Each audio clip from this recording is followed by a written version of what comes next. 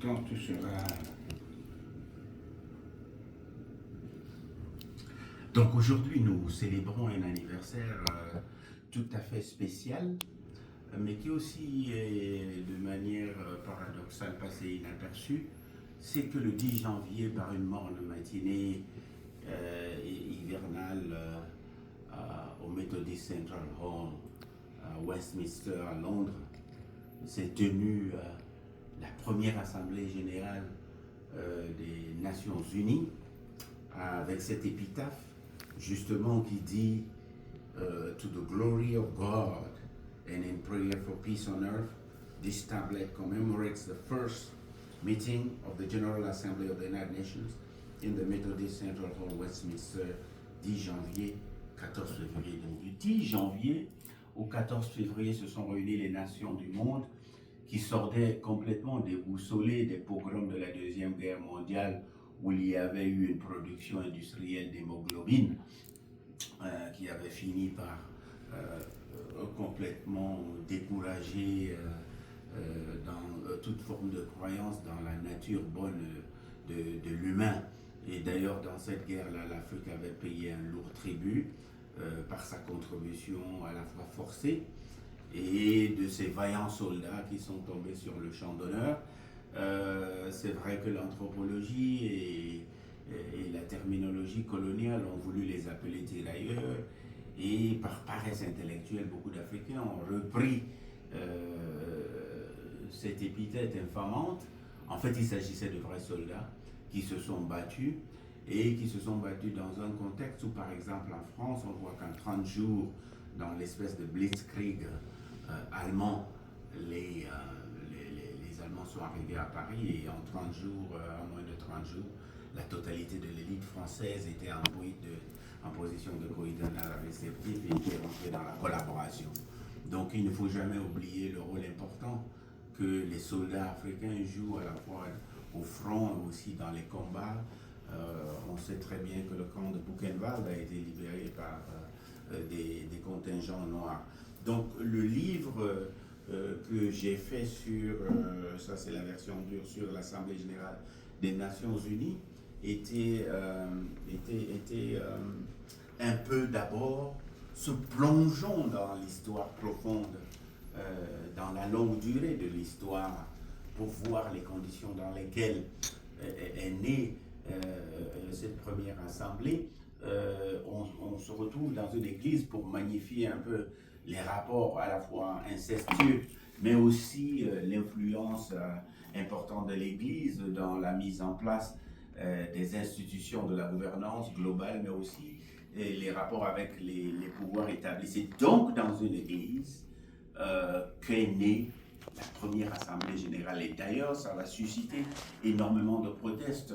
En 1946, il y a des gens qui défilaient partout dans Londres. Hands off the church, get out of the church. Do not touch my church, ne touchez pas à mon église, sortez de notre église, ainsi de suite. Et c'est dans ce contexte tumultueux que s'est donc mise en place les jalons de la première plateforme. Vous voyez, la puissance de ma parole fait tomber des choses. Donc, c'est dans ce contexte-là, leave it. C'est dans ce contexte-là que la première assemblée générale a donc eu lieu dans un contexte de tumulte social, de contestation, mais le monde avait retrouvé refuge dans cette place et dans ce lieu de prière pour établir les jalons d'un nouveau monde à venir et pour éviter aussi aux générations futures les affres de la guerre qui est l'épitome de l'inhumanité de l'homme envers l'homme. Donc l'une des premières choses qu'on a essayé de faire avec le livre, qui est très très beau je trouve, c'est ma conception, c'est de faire en sorte que de la couverture à l'intérieur, il y ait de l'information, qu'il y ait de la stimulation intellectuelle. Donc ici vous avez cette tablette de 1946 qui caractérise donc la première assemblée et qui magnifie le rôle que la plateforme religieuse et les méthodistes ont joué. N'oublions jamais que le protestantisme a été non seulement un acte révolutionnaire, non pas dans la remise en cause de Luther dans l'interprétation de la Bible, mais le protestantisme protestantisme a été l'une des rares religions à avoir réussi l'une des choses les plus spectaculaires, et il est unique en ce sens-là, c'est d'avoir alphabétisé toute une génération. Aucune autre religion n'a jamais fait ça. De sorte que quand vous regardez la prospérité au 19e siècle, on a une superposition entre la carte des pays protestants et les lieux dans lesquels il y a l'éclosion de la révolution industrielle. Donc on a l'Allemagne, bien entendu, la Hollande, la Grande-Bretagne, et puis les États-Unis. Donc il y a ce rapport assez intime entre la religion, l'État, la gouvernance mondiale, mais aussi la naissance des Nations Unies. Je sais qu'il y a des livres qui ont été écrits un peu après qui disaient l'État chez lui, l'Église chez elle, et un certain Karl Marx, dans un moment d'aberration, avait dit que la religion était l'opium du peuple, mais je pense qu'il était sans doute pas au fait de la marche historique de ce lien tout à fait spécial. Donc le livre, le prix a été fixé à 35 dollars. 35 dollars parce que les valeurs externes des devises étrangères à partir de 1958 et au moment de l'établissement des accords de Bretton Woods étaient adossées au dollar américain, qui lui-même avait une valeur qui était exprimée, l'once d'or valait 35 dollars. Donc il m'a fallu donc coller ces 35 dollars au prix du livre pour magnifier aussi le fait qu'on vient de fêter les 80e anniversaire des accords de Bretton Woods. Vous savez que le Fonds monétaire international et la Banque mondiale ont été établis en juillet 1944 dans le New Hampshire, donc 2 ans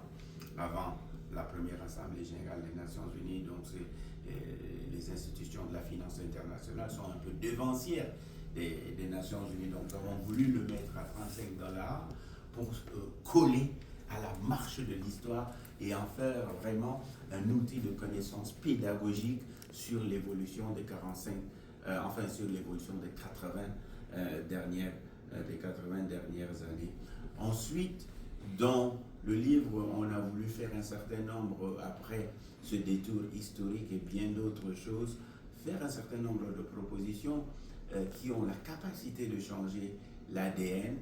au-delà du fait que nous faisons un appel à la deuxième vague d'indépendance des pays africains pour avoir des pays beaucoup plus autonomes dans l'exercice et la plénitude de leurs moyens au sein de l'Assemblée générale, qui va prendre de plus en plus de l'ampleur par rapport à la paralysie du Conseil de sécurité. Mais nous avons voulu aussi donner des propositions qui sont des propositions concrètes à la résolution des grandes problématiques de notre monde fragmenté, de cette fragmentation de l'ordre mondial, et mettre des propositions concrètes. Celui, par exemple, nous appelons à la mise en place de la 7e commission de l'Assemblée générale des Nations Unies, qui sera chargée de ce qu'on appelle la régulation de la 4e révolution industrielle, qui connecte, enfin qui met ensemble un système qui pourrait donc ramener tout ce qui est big tech dans le cadre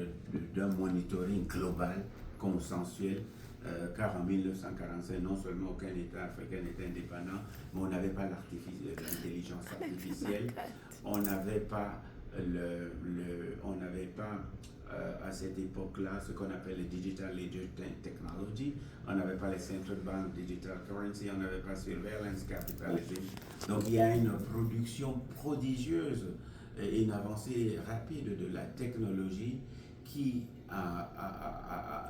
aujourd'hui demande un ajustement en termes de mise en place d'un cadre régulateur au niveau international. Nous avons fait aussi un plan de paix, puisque la technologie de réparation des sociétés fracturées, mue par l'expérience de participation à des traités de paix, à des négociations de paix, nous avons voulu mettre donc en place, après la pétition que l'on avait fait une analyse solide et robuste de la confrontation russo-ukrainienne, mettre en place un plan technique, étape par étape, qui permet de résoudre le conflit entre l'Ukraine et la Russie. L'autre proposition, c'est celle qui consiste donc à remettre à l'ordre du jour le potentiel politique de l'OTAN, puisque l'OTAN, en dehors d'être une machine de guerre, est une organisation qui est née en 1949 à Washington, et ce que l'on appelait à l'époque les articles canadiens parlaient justement de l'OTAN non pas comme un pacte pour la guerre, mais une option et un traité pour la paix qui est un peu le fondement politique de l'OTAN, et que ce rôle-là avait été un peu trop minoré. Donc il y a toute une série de passages en revue de toutes les grandes étapes de rénovation de l'Assemblée générale de 1946 à 2023, et qui en font donc un outil pédagogique, technique, académique, que tous les responsables politiques, tous les responsables académiques dans les lycées, dans les collèges, dans les think tanks, aujourd'hui se doivent d'avoir sur leur table.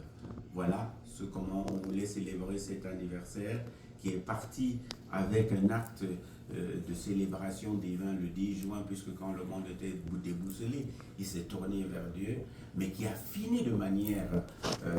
avec une très belle coïncidence, le 14 février, qui est la célébration de la journée de l'amour, la Saint-Valentin. Et voilà donc cette parenthèse que je voulais marquer d'un coup particulier, puisque ça me semblait qu'il était passé anodin, que non seulement on a un anniversaire, mais on a un outil de compréhension des grands enjeux de l'évolution